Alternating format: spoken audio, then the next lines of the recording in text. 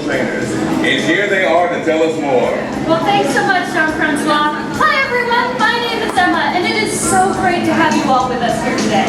And the first obvious question you might have is, why are we not sitting in that huge stadium over there? That's a very good question. In order to maintain the health and well-being of our animals, we periodically perform routine maintenance, just to make sure that everything is at its absolute best. So, while we're busy sprucing up things over in the stadium, we are so proud to have you, our guests, join us here in our backstage area for a truly special perspective on our Shamu family.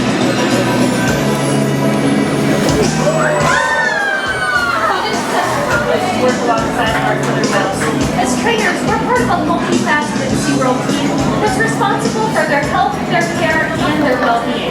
Now, one of the most important ways we take care of our animals here is to make sure that they have fun throughout their day. Just like us, killer whales need to play. And as our backstage guests, you guys are having a very special behind-the-scenes chance to see something very few guests ever get the chance to see. A killer whale playtime. Now you guys will notice throughout the interaction that our whales will be getting a variety of different toys. Just like us, play is an incredibly important part of killer whales' lives. They play with each other, they play with us, sometimes they even play with our guests through class. So it's very important as trainers that we make sure that they get a balance of different sessions throughout the day. You guys are getting to see a playtime. We of course do learning sessions where we teach them new behaviors. We build our relationship with them in a variety of different ways. This is certainly one of them. We'll do husbandry sessions to care for their basic health. Lots of ways that we interact with our whales. But just like us, play is important to them because it builds not only their physical strength, but also their mental strength. Play is important for cooperation. Just like you as parents might send your kids to kindergarten knowing that one of the most important things that they'll learn is how to play nice with other kids. Same thing with our whales. We do playtime sessions with all of our whales out here so that they can learn to interact with each other and with toys in a really great way. Now, I have some introductions to do for all of you guys. Over here on your right-hand side with Tanner is Malia. He's waving to you guys. He's over by the shallow portion of the pool. Now, he's working with Malia. She is a 6-year-old female killer whale. And she's the youngest female we have here at SeaWorld Orlando. Across the way, we have Nalani. She's sliding up and out of the water for you guys. She's working with Daniel. She is a 7-year-old killer whale. She is a female. She's getting a back rub over there on the far side of the pool. Like I said, we build our relationship with them in a variety of different ways, and certainly back rubs are a very important part of that. They seem to really like our attention and our interaction. And then finally, over here right in front of you guys, we have Makayo. And he's working with Ben. He's going to be spinning around showing off his dance moves for you guys. Now, Makayo is the youngest animal we have here. He's only 3 years old. He is the latest baby Shamu to be born here at SeaWorld Orlando.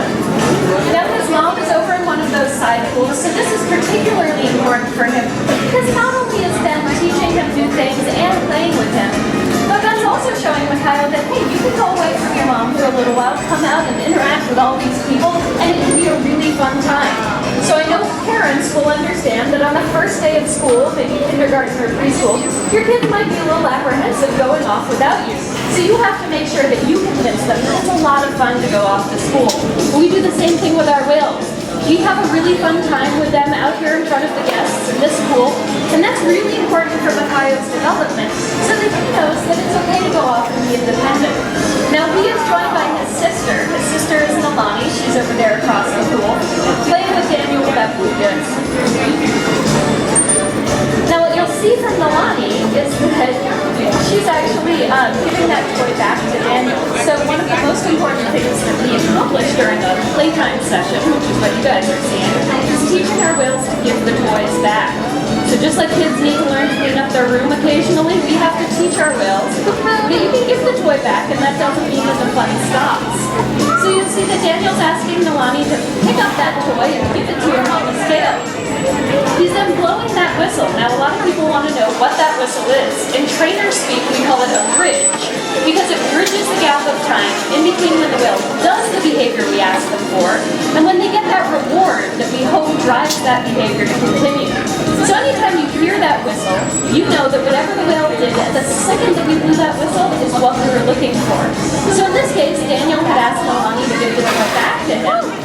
he did a great job. So he blew his whistle, letting Nalani know, hey, that's great, thank you. That's what we were looking for.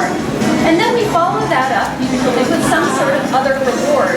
So of course, killer whales like fish, but believe it or not, we can reward them with playing with a toy. We can reward them by giving them a back rub, playing a game with them, sending their favorite behaviors. There's lots of ways that we can reward our killer whales. You know, one of the most fun things as trainers is to see our whales interact with their toys in a new way. So we don't always know what our whales are going to do with their toys. We build a variety of different toys, and we let them play with them and they really surprise us. And that's important because they are incredibly intelligent animals. So it's really great that they get the chance to manipulate their environment, come up with new ideas. And sometimes some of the most interesting behaviors that you guys will see when you come to SeaWorld are behaviors that our whales came up with all on their own. Now you might notice that Makayo's kind of swimming around the pool here, maybe a little lost on where he's supposed to be. As I said, this is a new behavior, a new pool for him. And so Ben is just giving him a little extra help, tapping the side of the pool, letting him know exactly where we'd like him to go.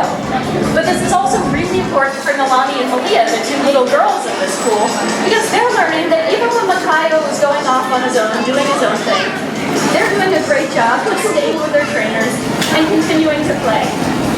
You can see that Nalani's over there playing with that spindle kind of looking toy. We really have fun coming up with new ways to play with these toys as humans too. Now believe it or not, we can make a lot of toys out of Jello. So for all those kids out there who eat Jello, you're actually playing with something that our killer whales play with too. Now it's not exactly the same type of toy or Jello that you guys might eat. It's unflavored and unsugared, so it doesn't have any flavor at all. But we can actually build that into different shapes, and the whales will play with it. We can use it to stick toys together, and the whales will peel it apart. And you can see that Ben just asked Makayo to go into the pool, grab the toy, and bring it back to him. And this is something we've been working really hard with Makayo on. You guys might notice some of the sounds that Makayo is making. Those all come from the blowhole on top of their head.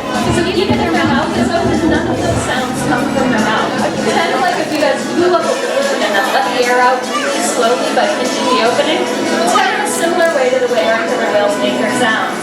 And they make a variety of different sounds. So you'll hear different sounds when they're playing with each other and when they're contacting each other across the pool. As trainers, it's really important that we learn all of those different sounds. Now for those of you guys down at underwater viewing, you guys had a great opportunity to see how our whales play with these toys under the water. So it's a great opportunity for all of you guys up here afterwards to go down and see a different view of our killer whales.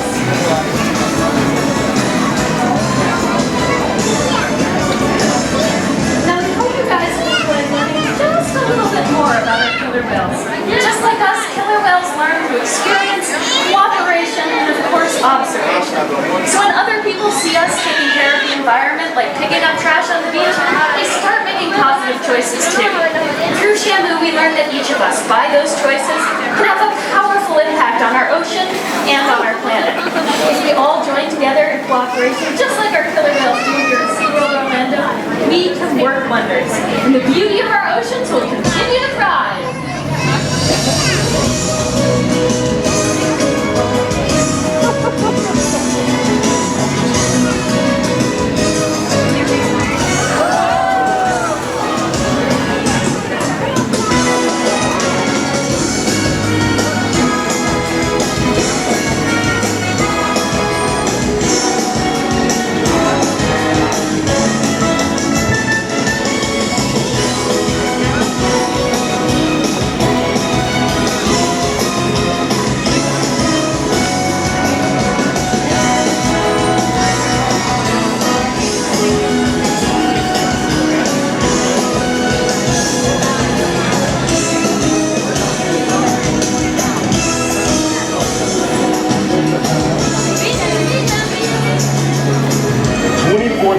Historic year for our SeaWorld family of parks. Soon we'll be celebrating our 50th anniversary. The work we have done here at Shamu Stadium is just part of what we promise to be the most exciting era in SeaWorld history. We hope you visit us again for the next amazing chapter in the SeaWorld story. Well, thank you all so much for joining us here at Shamu Up Close. On behalf of myself, my fellow trainers, and of course the entire Shamu family, we hope you have a fantastic day at SeaWorld. Thanks for playing with us, everyone.